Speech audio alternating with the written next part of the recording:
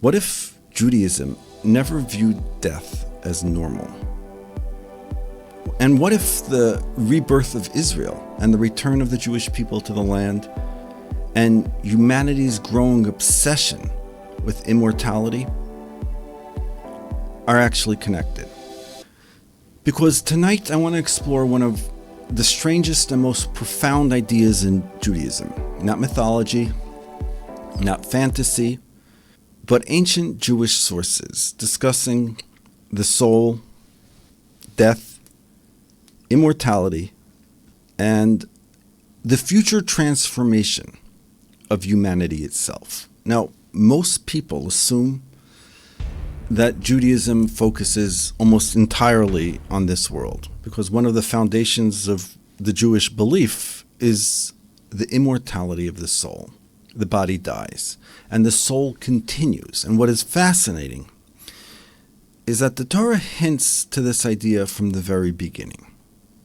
When God created Adam, the Torah says he breathed into his nostrils the breath of life.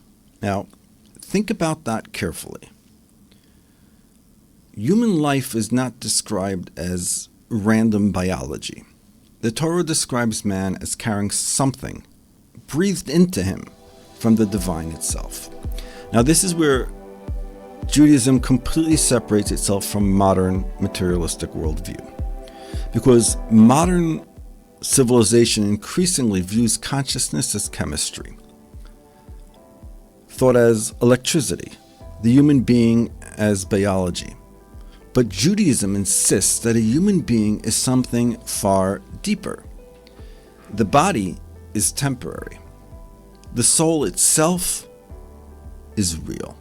And maybe that is why modern civilization feels increasingly empty, because we have more technology than ever before, more comfort than ever before, more entertainment than ever before.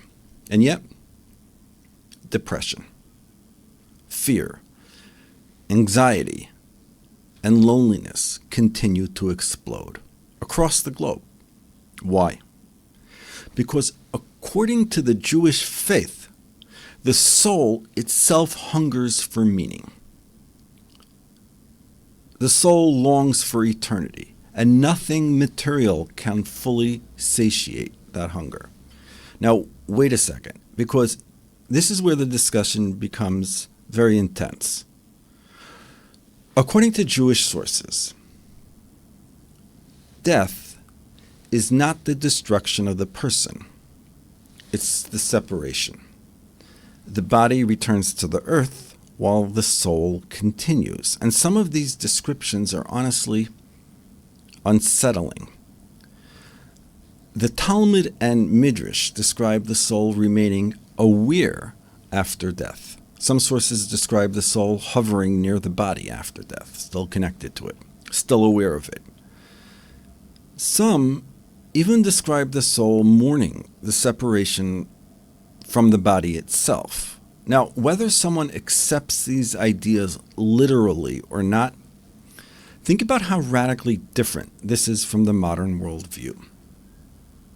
According to Judaism, consciousness does not come from matter. Matter is temporary. The soul is primary. And this changes everything, because if human beings possess eternal souls, then human actions matter eternally. Nothing disappears. Nothing is meaningless. Every action shapes the soul itself, which means morality is not merely social. It's cosmic. And maybe that is exactly what modern civilization is beginning to lose. Because look at the direction humanity is moving. Artificial intelligence, genetic engineering, virtual reality, transhumanism. Humanity is gaining extraordinary power while simultaneously becoming spiritually confused. Technology is advancing faster than wisdom. And maybe that is why modern world feels increasingly unstable because humanity is approaching powers previous generations never imagined without first solving the spiritual crisis inside man himself. Now, this is where things become deeply prophetic because, according to Judaism, history moves through a process. The prophets describe periods of confusion before redemption, moral instability, fear, division, truth becoming difficult to recognize, and of course, nations becoming obsessed with Jerusalem, and humanity becoming more advanced, while drifting further away from God. Think about how strange the modern world really is. Never in history has humanity simultaneously approached artificial intelligence, pursued immortality, and watched the Jewish people return to Israel after nearly 2,000 years of exile. And maybe the last point is the most important of all, because in many ways, the rebirth of Israel itself resembles resurrection. Think about what the Jewish people actually are. A nation scattered across the earth for nearly 2,000 years, a language considered dead, a land lying desolate, and then suddenly the people return, the language returns, the land returns, exactly as the prophets described. And maybe that is why Ezekiel connects resurrection itself to the return of the land in Ezekiel 37. The prophet sees dry bones scattered across the ground, dead, disconnected, hopeless. And then slowly, the bones begin coming back together. Life begins returning. Breath returns. And immediately after, God speaks about bringing the Jewish people back to their land. Think about how profound that reality is. The rebirth of Israel is not merely political, it's spiritual. It is civilizational. It's almost a form of resurrection unfolding in real time. And according to the prophets, this is only the beginning, because the prophets describe a future world where humanity itself transforms, a world where violence declines, a world where nations eventually come to Jerusalem, a world where the temple is rebuilt, and ultimately, a world where even death itself is overcome. Listen carefully to Isaiah. He will swallow up death forever. Think about how unbelievable that statement is. Thousands of years ago, before modern science began openly pursuing immortality, the prophets already described a future where death itself eventually disappears. But according to Judaism, this transformation is not merely technological. It's spiritual.